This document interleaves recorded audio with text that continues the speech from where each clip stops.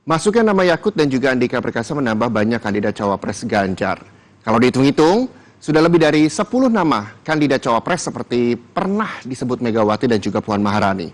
Lalu seperti apa teka-teki dalam menentukan cawapres Ganjar? Kita akan membahasnya bersama Direktur Eksekutif Parameter Politik Indonesia, ada Mas Adi Prayitno. Selamat sore Mas Adi, di sini ada Reza. Selamat sore Reza. Ya Mas Adi, ini justru bukannya mengerucut, tapi kok malah nambah banyak yang masuk bursa cawapres Ganjar. Anda melihatnya seperti apa Mas Adi? Ya, namanya bursa tentu ini semacam beauty contest yang sedang dimainkan oleh PDIP, yang sedang dimainkan oleh Ganjar Pranowo. Kira-kira siapa yang dianggap layak dan capable nantinya akan menjadi pendamping tentu untuk memenangkan pertarungan di Pilpres ya. Tentu nama ini semuanya akan disaring dan dipilih secara rasional. Tapi kalau saya membaca secara umum, setidaknya ada standar dan parameter yang nantinya cawapres itu akan dipilih sebagai pendamping Ganjar. Pertama, cawapres pendamping Ganjar itu pastinya itu sudah mendapatkan restu, sudah mendapatkan izin dari Megawati Soekarno Putri. Tentu setelah hasil komunikasi dengan ketua umum partai politik yang saat ini sudah secara definitif mengusung Ganjar Pranowo. Di situ ada P3, di situ ada Perindo, dan di situ ada Hanura. Mungkin nanti kalau ada partai tambahan maka akan dikomunikasikan. Jadi ini kuncinya adalah elit. Yang kedua yang paling penting kalau saya lihat, cawapres Ganjar Pranowo adalah mereka yang bisa dipastikan bisa meningkatkan elektabilitas Ganjar ya. Tentu ini untuk memenuhi keinginan supaya PDIP itu bisa hat-trick di 2024 yang akan datang, baik Pilpres ataupun pada Pileg. Nah, yang ketiga parameter utamanya itu sepertinya saya membaca adalah cawapres ini dari kalangan Nahdlatul Ulama ya. Yaitu nama-nama seperti yang tadi sempat dimunculkan, ada nama Gusmen gitu ya, Gus Yakut, kemudian ada Kiai Nasaruddin Umar yang beberapa waktu yang lalu juga dimunculkan. Ini tentu karena NU itu dianggap sebagai ormas terbesar yang memiliki irisan dan tarikan politik kebangsaan yang sama dengan PDIP, yang inklusif dan toleran. Maka nama-nama seperti Mahfud MD, kemudian Gus Menteri, ya, kemudian termasuk juga Kiai Nasaruddin Umar, dalam konteks ini menjadi relevan untuk dibicarakan, Pak. Kalau orang-orang dari internal NU misalnya tidak mampu disorongkan sebagai pendamping Ganjar, ada tokoh-tokoh non-NU, tapi mampu mengonsolidasi, mampu menggerakkan, dan mampu menyolidkan mesin politik dari Nahdlatul Ulama. Maka di situ nama-nama seperti Sandi dan Erick Thohir kemudian juga menjadi relevan dibicarakan.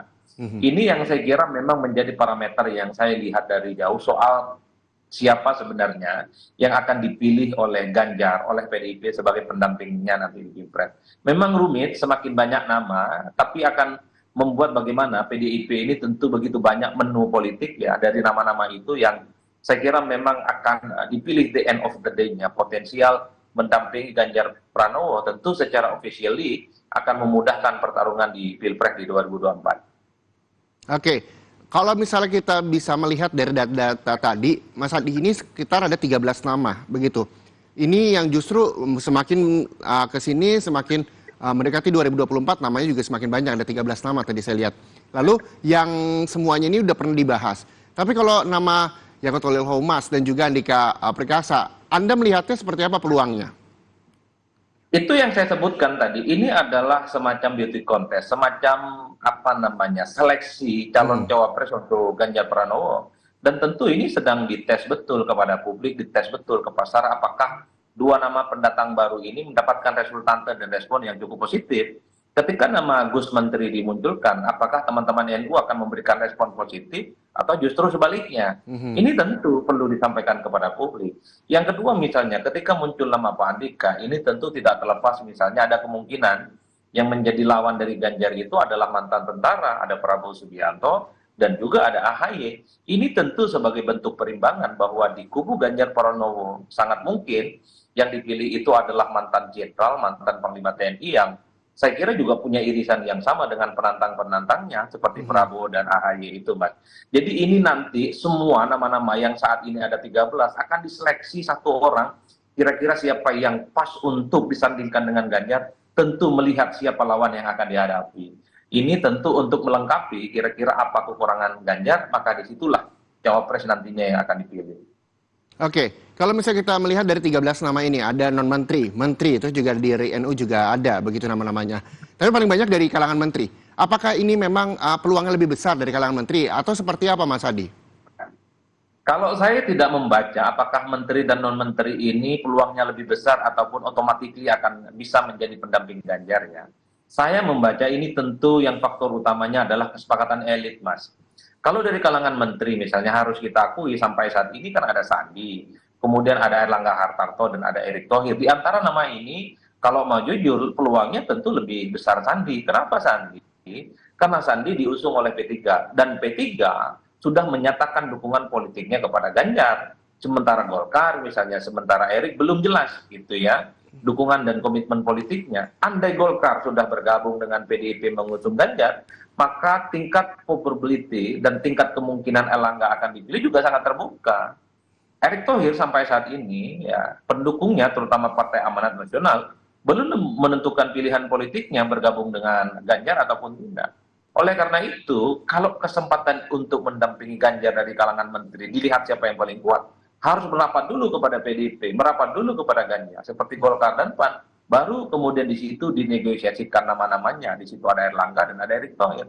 Apakah kedua nama ini juga memungkinkan memiliki kesempatan yang sama dengan Erick? Saya sebut Sandi ini lebih maju, lebih berpeluang karena diusung oleh P3, Mas. Karena P3 itu kakinya sudah ada di barisan PDIP, sudah mendukung Ganjar Pranowo. Maka tentu PDIP akan memprioritaskan siapa partner koalisinya yang juga sudah punya jagoan. Bahkan PDIP mempersilahkan kepada Perindo untuk memunculkan nama TGB kan. Ini tentu sebagai salah satu komunikasi politik kepada partai-partai yang saat ini belum menentukan pilihan politiknya. Ayo gabung dengan PDIP, usung Ganjar Pranowo, baru di situ kemudian bicara soal siapa kira-kira cawapres yang bisa dipilih. Kan itu jalan ceritanya kalau saya lihat dari jauh ya.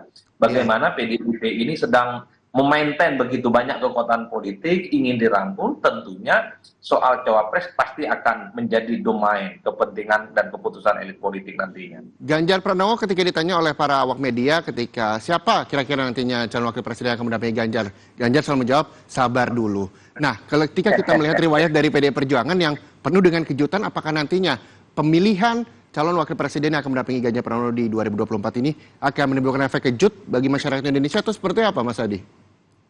Ya, bisa efek kejut dan bisa juga tidak efek kejut. Efek kejutnya misalnya seperti pemilihan Kiai Maruf Amin yang tiba-tiba di last minute itu mendampingi Jokowi. Itu kejutan. Tapi sebelumnya kan bukan kejutan. Ketika Jokowi misalnya berdampingan dengan Pak Yusuf Kalla di 2014 yang lalu. Saya membaca, karena PDIP ini sudah berpengalaman, pernah menang pemilu 2 kali berturut-turut, maka soal penentuan cawapres Ganjar ini saya kira tidak akan ada kejutan. Jadi dari sekian begitu banyak nama, 13 yang dimunculkan hari ini, itu adalah orang-orang yang bagi saya, salah satu di antara mereka, cukup potensial untuk bisa mendampingi Ganjar Pranowo. Sebut saja misalnya ada Sandiaga Uno, atau di situ juga ada Mahfud MD. Dari segi kapasitas, dari segi kompetensi, dari rekam jejak, saya kira tidak ada yang bisa meragukan Mahfud MD. Tinggal apakah Mahfud MD ini direstui oleh PDIP dan partai-partai koalisi pendukung Ganjar yang lainnya untuk bisa berbicara soal restu dari PDIP, Mas Adi, apakah memang nantinya efek kejut dari PDI Perjuangan ada nama-nama internal? Kita tahu bahwa dari bursa calon wakil presiden Ganjar Pranowo ada nama dari internal PDIP itu Puan Maharani dan juga Budi Gunawan. Nah, apakah dua nama ini yang nanti juga menjadi efek kejut ketika memang PDIP menentukan? Kalau yang dipilih misalnya Mbak Puan Maharani ataupun Pak BG sebagai capres, ini tentu memberikan efek kejut yang cukup luar biasa. Ini menandakan bahwa PDIP di Pilpres 2024 itu ingin menunjukkan kepada publik bahwa duet di internal mereka, antar para kader mereka, terutama dengan Puan misalnya, adalah duet yang sebenarnya juga sangat menjanjikan. Bukan kali ini saja sebenarnya PDIP itu selalu memberikan kejutan, Mas, memajukan kadernya sendiri. Di Jawa Barat, di Pilkada, PDIP itu maju sendiri tanpa berkoalisi dengan yang lain. Jadi PDIP ini sebenarnya lebih memprioritaskan kader mereka untuk bisa maju di Pilpres, termasuk misalnya soal kemungkinan berduet dengan Mbak Puan Maharani gitu ya, ataupun dengan Pak Kabir. Tapi tentu sangat dilihat kira-kira siapa nanti lawan politisnya. Kalau lawan politiknya itu tidak terlampau kuat, elektabilitasnya rendah, tidak naik signifikan, bukan tidak mungkin yang muncul itu adalah pasangan Ganjar yang juga dari kalangan internal PDIP lah, kira-kira begitu, Mas. Oke, jadi secara tidak langsung bahwa semua apapun bisa berubah di dalam politik ini hingga nantinya 2024 mendatang. Terima kasih sekali lagi Direktur Eksekutif Parameter Politik Indonesia, Mas Ade Praetno atas waktunya bersama Rumah Pemilu.